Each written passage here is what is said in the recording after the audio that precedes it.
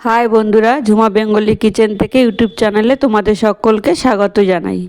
আজকে তোমাদের কাছে শেয়ার করতে চলেছি রুই মাছের ডিম দিয়ে পাকা আমের চাটনি। একেবারে অনুষ্ঠান বাড়ির মতোই টেস্টি, একবার খেলে মুখে লেগে থাকবে।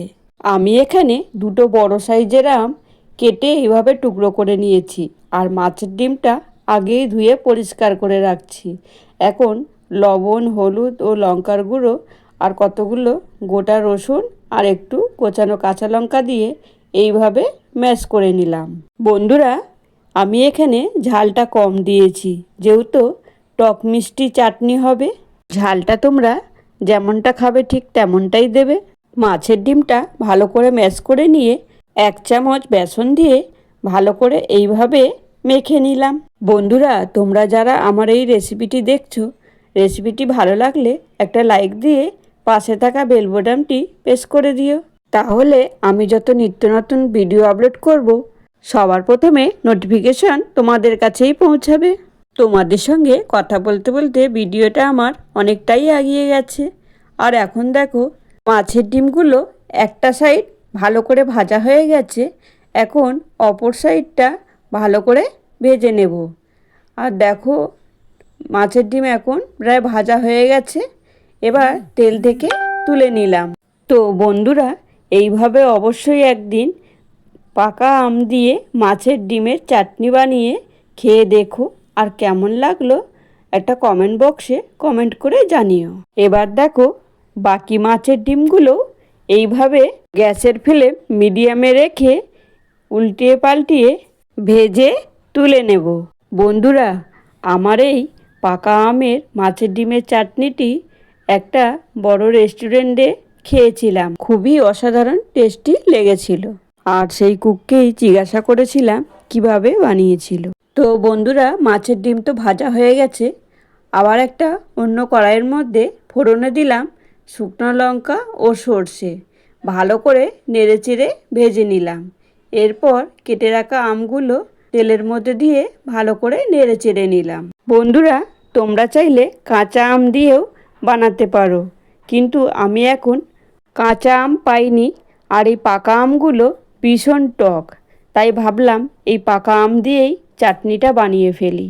বন্ধুরা, তোমরা দেখলে লবণ ও হলুদ দিয়ে আরও কিছুক্ষণ নেড়েচেড়ে নিলাম। এরপর জলটা দিয়ে দিলাম, দিয়ে ভালো করে নেড়েচেড়ে নেব। আমি এখানে বেশি জল দিইনি, তোমরা চাইলে জলটা বেশিও দিতে পারো, এতে করে চাটনিটা একটু পাতলা হবে। ঝোল ফুটে গেছে, ঢাকনা দিয়ে ঢেকে দিয়েছিলাম। মিনিট 2 হয়ে গেছে, আর এখন দেখো জলটা প্রায় শুকিয়ে গেছে। আমি কিন্তু এখানে আমের ছিলকাটা ছাড়াইনি, ছিলকা সমেতই চাটনিটা বানিয়েছি। আর এই ছিলকা সমেত চাটনি কিন্তু দারুণ লাগে খেতে। এখন দেখো জলও শুকিয়ে গেছে, আমও সিদ্ধ হয়ে গেছে।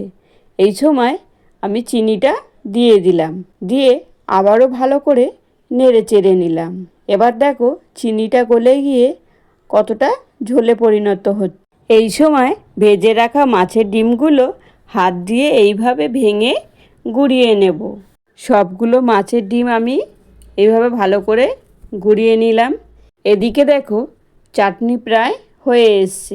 আর এই সময় ভেজে রাখা মাছের ডিমগুলো যে গুঁড়ো করে রাখছি, আমের চাটনির ওপর দিয়ে ভালো করে নেড়ে চেড়ে রান্নাটা করে নেব। তাহলে বন্ধুরা, আজকের রেসিপিটি কেমন লাগলো? ভালো লাগলে একটা like, comment, share and subscribe করার অনুরোধ রইল। এবার চাটনিটা আমি একটা সার্ভিং বলে নামিয়ে নিলাম। এবার দেখো কত সুন্দর না লাগছে, কি লোভনীয় না হয়েছে মাছের ডিমের আমের চাটনি।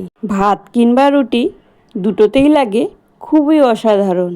একবার যদি রান্না করে বাড়িতে খাওয়ানো যায়, তাহলে দেখবে বাড়ির আরও সদস্যরা রিকোয়েস্ট করবে আবারও বানানোর জন্য। তাহলে আজকের ভিডিওটা বন্ধুরা এখানেই শেষ করলাম। ফিরে আসছি আবারও এক রেসিপি নিয়ে। এখন সকল বন্ধুরা সুস্থ থেকো, ভালো থেকো, সকলকে ভালো রেখো।